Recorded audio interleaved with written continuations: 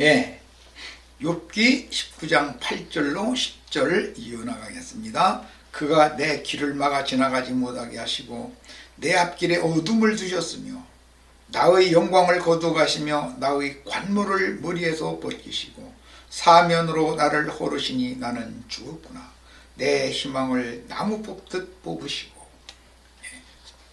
잘 아시는 것처럼 야곱이 이스라엘이 되는 과정, 사울이 바울이 되는 과정, 옛사람이 새사람이 되는 과정에서 그 중간 지점 다리에서 이런 호소를 안 해본 사람이면 참 그리스도인이 아닙니다.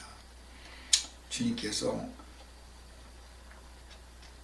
나는 주님을 위해서 열정을 다하여 전도도 하고 하나님의 일을 열심히 하고 하는데 하나님께서는 나의 길을 막아버릴 수가 있습니다. 인생사에서도 잘 나가던 인생이 갑자기 전후 좌우 아래까지 다 막히고 하늘을 향한 창만 빼꼼히 열어놔두시는 그 전능자의 행사를 경험하게 됩니다. 내 앞길에 가는 곳마다 어둠을 배치해 놓으셨다 그랬습니다. 그래가지고 나의 영광을 거두어 가셨다. 잘 나가던 인생이 뭔가 아무리 발버둥을 쳐도 일이 풀려나가지 않고 점점 더 오히려 옥죄어 오는 상황을 경험을 하게 되는 것이죠. 우리 지체들은 뭐 꼭 나와 같은 그런 인생 경로를 거치지 않기를 나는 그렇게 바라는데 그건 하나님의 손에서 일어나는 일이기 때문에 뭐 내가 어떻게 할 수 있는 건 아니고 이런 일을 당하신 형제들도 두려워하거나 놀라시지 말고 이런 걸 통해서 하나님이 얼마나 많은 말씀을 주시고 많은 것을 깨닫게 하시는지 본인이 다 간증할 수 있을 거라고 믿습니다. 나의 관물을 머리에서 벗기셨다라는 말에 대해서 이 관물, 이 아타라라고 하는 말은 구약 시대의 그 황제 시대에는 황제 앞에 나가는 신하들은 모두 관모를 써야 되고 관복을 입고 허리에는 관대를 착용하고 머리에는 관모를 써야 했습니다. 그것은 관모는 그 사람의 직위를 보여주는 계급을 표현하는 말이었어요. 오늘날 이제 관모를 쓰는 건 군대 또는 경찰 또는 판검사 이런 사람들이 관모를 쓰고 있죠. 그런 거예요. 그 사람의 신분을 보여주는 거죠. 여기서 욥은 하나님이 그에게 주시는 역경과 고난을 묘사할 때 부르짖으나 응답이 없다라는 탄식과 길을 흑암으로 나의 길을 막았다. 흑암에 두셨다. 나의 영광을 거두어 가셨다. 그 다음에 관물을 벗기셨다. 즉 나의 영광의 직분을 박탈하셨다. 이런 탄식을 연거푸하고 있습니다. 이것은 셈족만이 사용하는 특유한 관용어입니다. 통상적으로 셈족은 이렇게 말하면 저 말이 무슨 말을 의미하는지를 다 알고 있었던 것이죠. 욥기 19장 10절 사면으로 나를 허르시니 나는 죽었도다 라는 10절 상반절의 표현은 나의 희망을 뽑으셨다. 19장 10절 하반부의 표현 하나님이 나를 원수와 같이 보신다. 19장 11절 하나님이 군대를 보내어 치는 것 같이 나를 허신다. 12절 이런 말을 통해서 극한 재난을 연거푸 당하고 있는 욥의 영과 그 정신세계를 이해할 수가 있습니다. 세상에서도 뭔가 어떤 사건이 하나 어떤 사람이나 그 가정에 엄습을 하면은 벗어나려고 발버둥을 칠수록 더 점점 더 심한 그런 역경이 사방에서 휘몰아칠 때가 있죠. 이것은 하나님께서 그를 꼼짝없이 잡아서 낚아채서 가두는 수단인 것이고, 거기에 갇히고 나면은 결과적으로는 무릎을 꿇고 눈물을 흘리면서 전능자의 발에 손을 얹고 탄식하면서 애원을 하게 만드는 그런 눈에 보이지 않는 어마어마한 힘이 육신의 생각을 따라서 잘 나가던 사람의 그 전후, 좌우, 그 다음에 아래 쪽 모두 다가 박아버리시고 깊은 감옥에 밀어넣은 다음에 할 수 없이 위에 계신 하나님을 향하여 눈물을 흘리면서 기도할 때 빼꼼히 하늘을 향해서 조그만 창이 하나 열려 있는 것을 발견하게 될 것입니다. 그때 눈물을 흘리며 주여, 나는 정말 연약한 죄인이고 흠과 허물투성이로 되어 있는 어쩔 수 없는 인간입니다.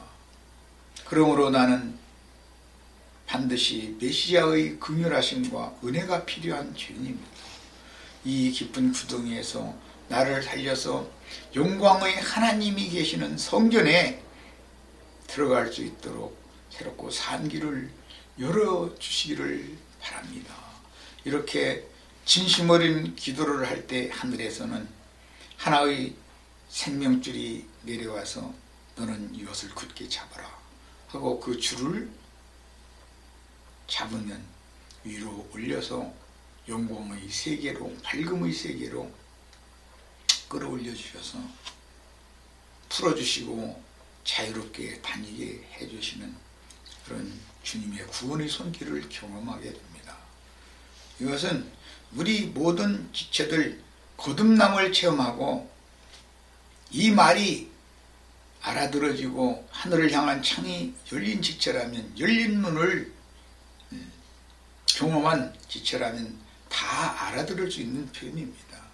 그러니까 셈족의 그 관용어, 통상적으로 사용하던 그런 언어들이라는 건 모두 전능자와 영혼의 구원에 관계되는 용어들이다라는 것을 알 수가 있습니다. 그래서 이런 말씀은 누구나 일상의 삶에서 고난당하는 사람들이 일반적으로 느끼는 감정 표현인데, 진실한 신자들이라도 극한 상황을 몸으로 겪을 때는 이와 같은 느낌을 갖게 마련이고, 이런 말씀의 실현은 먼 훗날 인자 예수께서 자기 땅의 자기 백성들에게 보내심을 받았을 때 유대교 지도자들에 의해서 의인으로서 마땅히 죽을 죄인의 신분으로 죽임을 당하시고, 유대교 공의회 의원 중에 예수를 죽인 자들에게 동조하지 않던 아리마대 사람 요셉과 니고데모라고 하는 공의원의 손을 통해서 장사를 당하게 하셨습니다. 그런데 그 바위에 판 새 무덤에서 주님은 죽은 자들 가운데에서 맏아들로 부활하셨을 때, 그때 주님은 육체로는 죽임을 당하셨고 영으로는 살리심을 받았다, 이렇게 성경이 표현하고 있습니다. 그러나 선지자는 낙심하지 않고 간구하기를, 내 심령이 그것을 기억하고 낙심이 되거나 중심에 회상한 즉 오히려 소망이 있사오는 여호와의 자비와 긍휼이 무궁하심으로 우리가 진멸되지 아니함이니이다 라고 호소하여 어떤 역경 속에서도 오직 여호와께 소망이 있다는 믿음을 피력하였습니다. 이것이 예레미야 3장, 이미 읽은 예레미야 3장 20절로 22절의 인용구입니다. 자, 이제 욥기 19장 11절로 12절 말씀으로 나갑니다. 나를 향하여 진노하시고 원수같이 보시는구나. 그 군대가 일제히 나와서 길을 도두고 나를 치며 내 장막을 둘러 진을 쳤구나. 여호와의 군대는 항상 양면이 있습니다. 사탄이 부리는 적군이 있고 미가엘의 군대가 있어서 어둠의 사자들인 악귀들이 먼저 보냄을 받아서 나의 옛사람, 육신에 있는 옛사람을 결박해서 가두고 치고 정죄하고 송사하고 결국은 굴복을 안 할 수가 없게 만듭니다. 강압적으로. 그래서 욥기 19장 11절로 12절에 나를 향하여 진노하시고 원수같이 보시는구나. 그 군대가, 그 여호와의 군대가 일제히 나와서 길을 도두고 나를 치며 내 장막을 둘러 진을 쳤구나. 이렇게 시를 읊었습니다. 욥기는 시편입니다. 시가입니다. 이것은 사람이 어떤 위험에 직면하게 되면 자기를 보호하려는 본능에 의해서 견고한 진을 구축하고 성을 좀 더 높이 쌓고 성 밖에는 침략을 막기 위해서 해자를 파놓고 물을 가득 담아놓고 이런 일을 하기 마련입니다. 그러나 하나님이 부리시는 사탄의 군대는 해자를 건너는 방법을 알고 있고 아무리 성을 높이 쌓아도 성 밖에 성 높이와 같은 높이로 흙이나 돌 등을 날라서 도두어서 높이를 같이 만들고 사다리를 통해서 성으로 건너 들어오는 방법을 알고 있습니다. 그 사탄의 군대를 내 힘으로는 도저히 막을 수 없다는 것을 알게 되고 옛사람의 그 자아가 점령당하고 나면 사단이 나의 속을 완전히 차지해버리고 나를 강압적으로 포로로 묶어버리고 왕복과 왕의 옷과 관을 다 땅바닥에 내던져버리고 어마어마한 수모를 안기면서 전능자 앞에 끌어가서 무릎을 꿇리고 쌀쌀 빌 수밖에 없도록 그렇게 하시는 어마어마한 힘을 가지신 분이죠. 그리고 그가 진심으로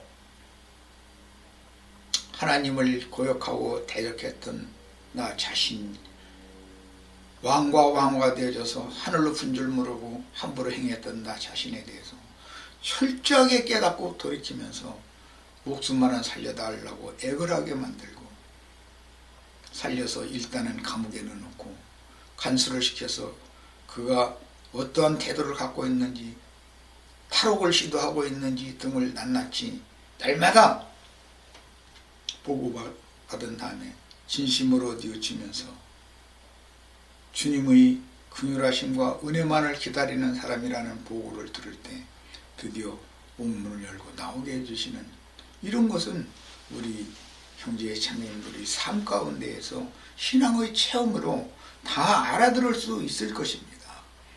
이런 말이 들리는 사람이라야만 눈이 열리고 하늘의 창이 열린 사람이고 죄와 사망의 법칙에서 해방받아서 생명의 세계를 유업으로 받는 축복 안에 있는 새 사람이 될 수가 있습니다. 이게 하나님의 후사입니다. 욥은 자신이 현재 당하는 역경을 포위당한 성읍으로 비유하며 자기를 공격하는 대적이 자신을 에워싸고 공격하여 성을 무너뜨리고 정복하려고 뚝을 쌓거나 자기의 방어시설이나 성을 파괴하려고 작은 언덕을 쌓아 올리는 것으로 비유하였습니다. 이것은 옛날의 전투 방식이었죠. 본문에서 욥의 장막이라는 표현은 개인적으로는 욥의 속사람에 거처인 장막이므로 혈육의 몸이며 영이 죽은 옛사람의 모든 행위들은 살았다 하나 사실은 죽은 행실로 하나님은 보신다는 것입니다. 혈육의 몸은 인자 예수의 시체를 염습했던 수의와 얼굴을 덮었던 두건으로 상징이 되며 그리스도의 부활 때 무덤에 수의와 두건을 벗어놓고 불멸의 생명력으로 말미암아 살려주는 영으로 부활하여 영광의 관모를 쓰셨는데 그 영광의 관모를 오늘 우리 이 말씀을 듣고 은혜를 입은 형제 자매님들이 공동으로 받아 쓰도록 유대교 지도자들이 쓰고 있었던 관모를 형제 자매님들에게 씌워주시는 것이 성경 이야기다. 은혜로 다 말씀을 영으로 깨달아가면서 받으시기를 바랍니다. 그런데 그때 당시 욥은 부족장이었으므로 야곱이 바단 아람 땅에서 가나안 땅으로 돌아와 하몰 자손의 거처인 세겜성 근처의 단, 수카, 복, 수컷, 단수로는 수카이고 복수로는 수컷입니다. 자신의 가족들과 종들을 위해서 장막을 세웠고 우양떼를 위해서 우리간을 세운 것을 기념하는 초막절을 지키라는 율법이 정했습니다. 유대인이 초막절 보고는 수카라고 그러잖아요. 히브리어로 초막절이라는 의미예요. 그것은 야곱이 바단 아람에서 돌아와서 세겜성 하몰 자손의 터전을 일시적으로 빌려서 그곳에 정착했었던 것을 기념하는 것이에요. 훗날 물론 야곱은 하몰의 아들 세겜의 족장인 그 세겜에게 고대에 통용하는 금화 100크시타를 주고 그 지역을 샀다고 그랬어요. 그 지역을 샀지만 자신의 칼과 활로 뺏은 것이다 이렇게 표현을 했어요. 그런데 그곳에 야곱이 애굽에 내려갔을 때 숨을 거두기 직전에 요셉에게 장자에게 줄 기업으로 유언을 남기고 죽었고 요셉의 해골은 먼 훗날 세겜성 에브라임 지파가 받은 그 세겜 산지에다가 장사가 되었습니다. 이런 그 성경의 그림 전체를 큰 눈으로 윤곽으로 다 이해할 수 있기를 바랍니다. 이것이 오늘 영원한 우리의 기업이 되기를 바랍니다. 하늘에 기록한 장자들의 교회라고 하는 것이 영원한 우리의 기업이고 그 장자들의 교회는 하늘에 준비하신 아브라함 자손의 기업 거룩한 성 새 예루살렘의 문들과 문으로 서로 열린 문으로 연결이 되어 있는 것으로 성경이 기록하고 있습니다. 이해가 있기를 바랍니다.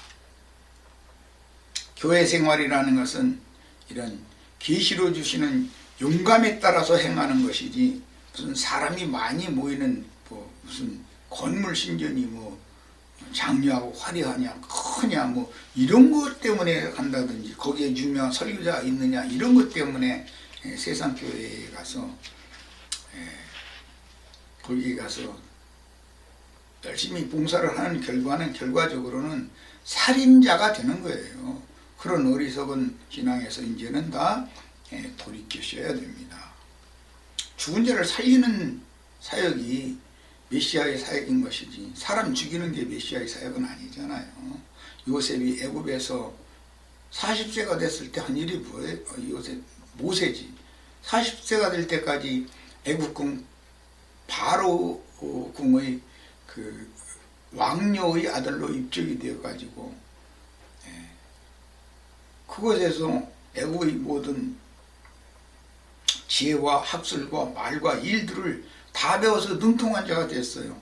오늘날 말하면 세상교회의 유명한 목사님이 됐다는 말이에요. 목사가 됐다는 말이에요. 그런데 그 한 일이 뭐예요? 하나님을 위해서 자기 백성을 구원하려고 하는 일이지만 살인을 하게 되잖아요. 예. 사울이 했을 때 한 일이 뭐예요? 궁극적으로 살인자가 되는 거였었잖아요. 다 야곱이 이스라엘이 되고 아브라함이 아브라함이 되는 것처럼, 사울이 바울이 되는 것처럼 우리 형제 자매님들도 주님의 새 이름을 그 영으로 말미암아 형제 자매님들의 심령과 마음에 인침을 받아서 거룩한 성 새 예루살렘으로 많은 양무리를 인도하는 그런 직무를 잘 수행할 수 있도록 하나님 앞에 크게 쓰임을 받으시기를 바랍니다. 지난번에도 말씀드렸지만 하나님이 사람을 창조하실 때 누구는 남자로 누구는 여자로 잉태시켜서 세상에 보내신 것은 하나님이 미련해서 아무 생각 없이 그렇게 하시는 것이 아니에요. 남자든 여자든 이 세상에 보냄을 받은 목적이 죽도록 돈 벌려고 이 세상에 온 것입니까? 죽도록 돈을 벌었는데 그 결과는 무엇입니까? 무엇가 남았습니까? 주님과 주님 나라를 위해서, 복음을 위해서 죽도록 충성하라고 세상에 보내신 것이에요. 남자는 남자의 은사를 행해야 되고 여자는 여자의 은사를 행하셔야 됩니다. 이 세상에서 죽도록 돈 벌어도 남는 건 아무것도 없어요. 허무와 공허밖에 뭐가 남아요.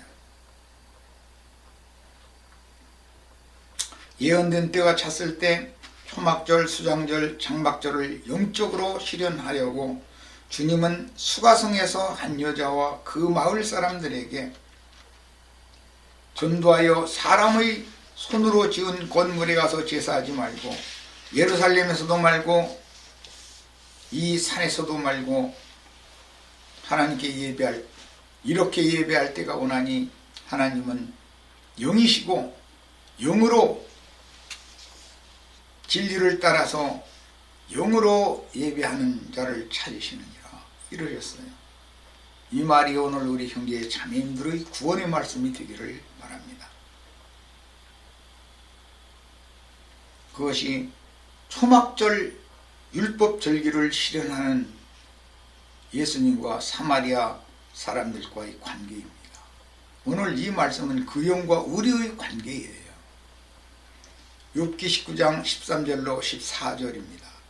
나의 형제들이 나를 멀리 떠나게 하시니 나를 아는 모든 사람이 내게 낯선 사람이 되었구나.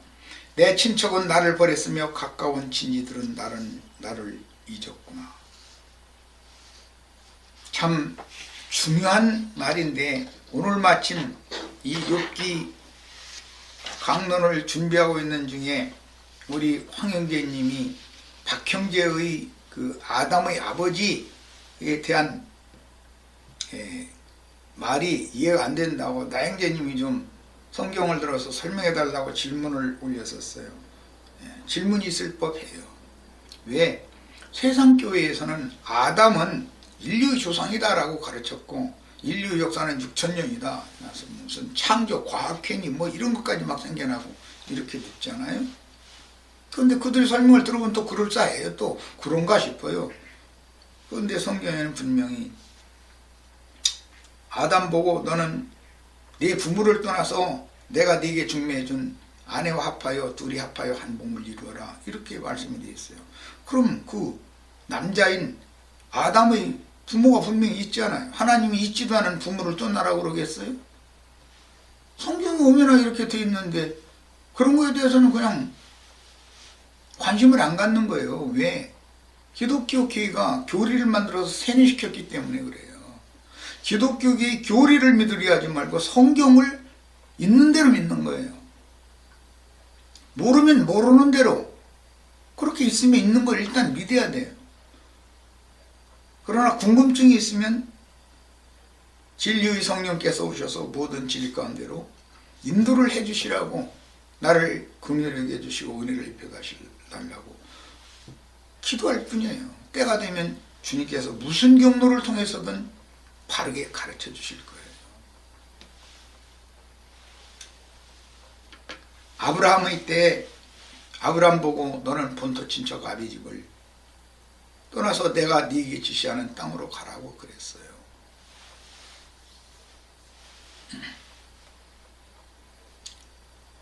그리고 땅을 고치는 말씀으로 이어져 나와요. 사라의 태를 고치는 것이 실제예요. 땅을 값주고 사는 것은 나오미의 남편 엘리멜렉의 베들레헴의 기업 땅을 회복하는 것은 이방 여인 며느리인 룻을 근족을 통해서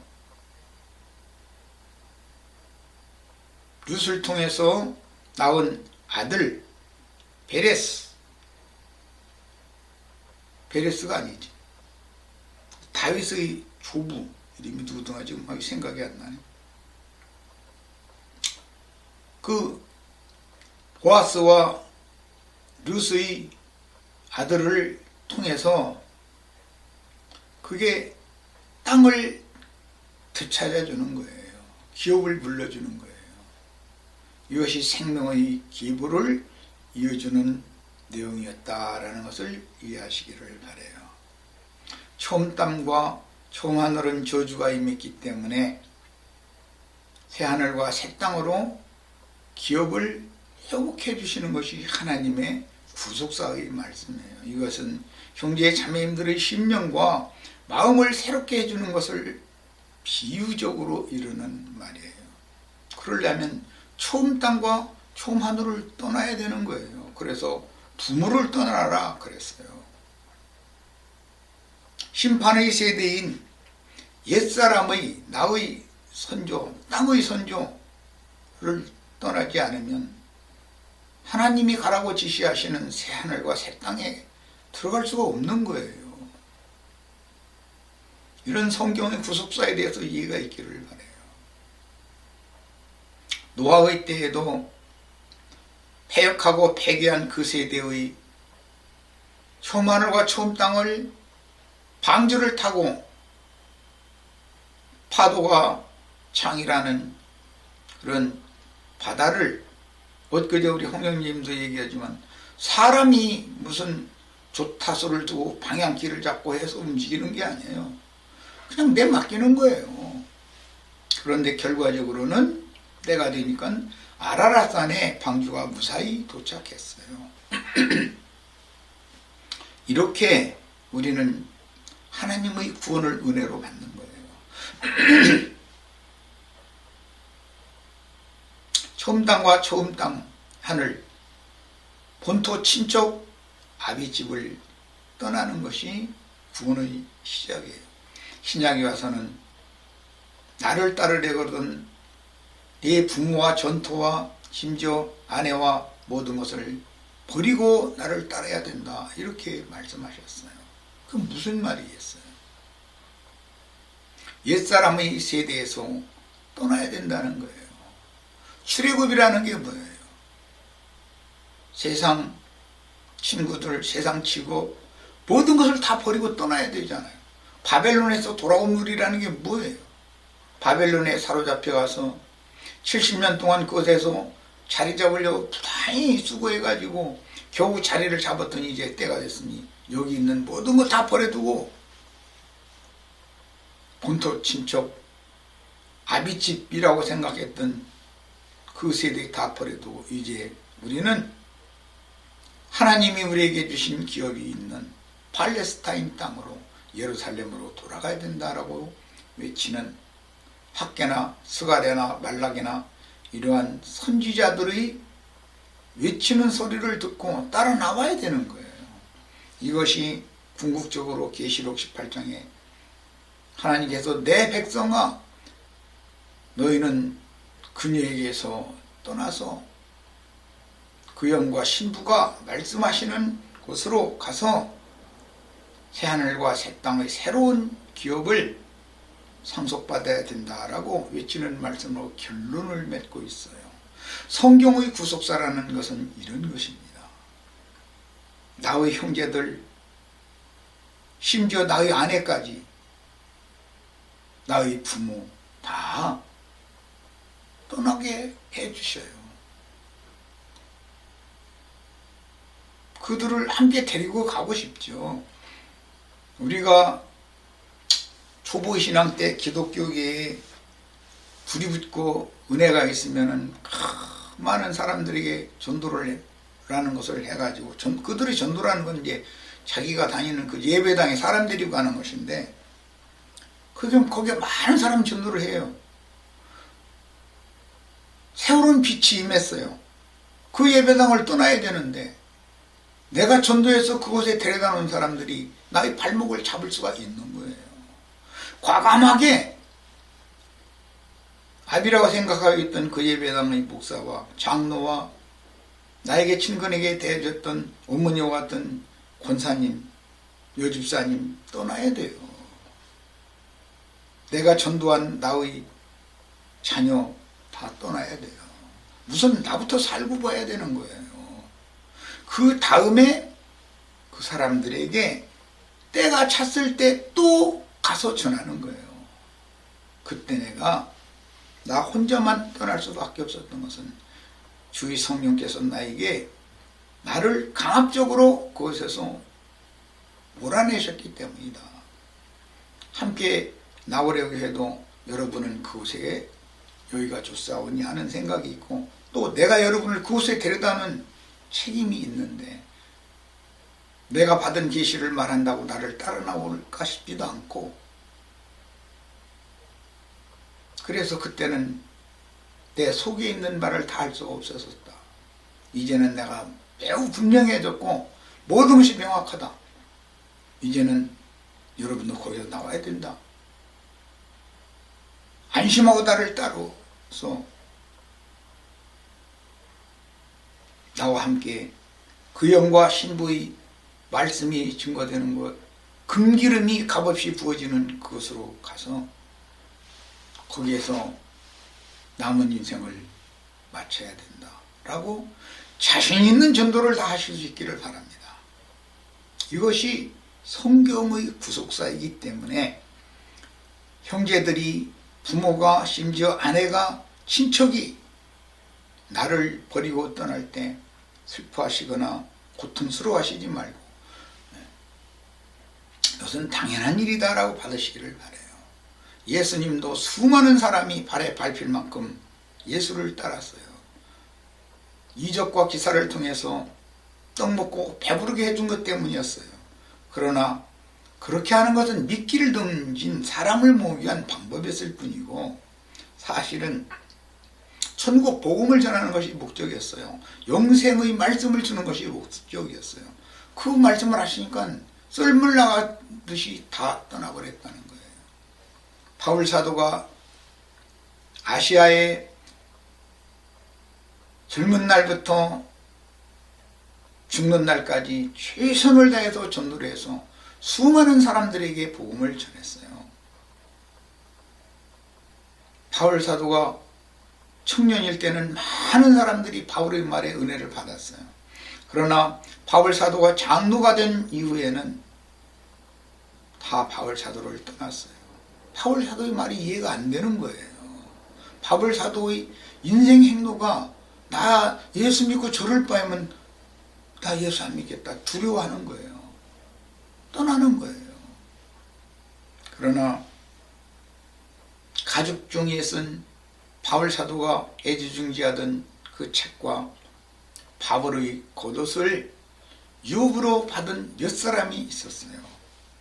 예수가 죽을 때도 예수님의 속옷과 겉옷, 주님의 마지막 말씀, 흔히 말하는 가상실현이다 이래가지고 많은 설교를 하는데, 그 말씀의 의미를 나의 구원의 말씀으로 상속받은 소수가 있었어요. 말씀을 마치려고 합니다. 형제 자매님들은 예수 그리스도 안에 끝까지 남아서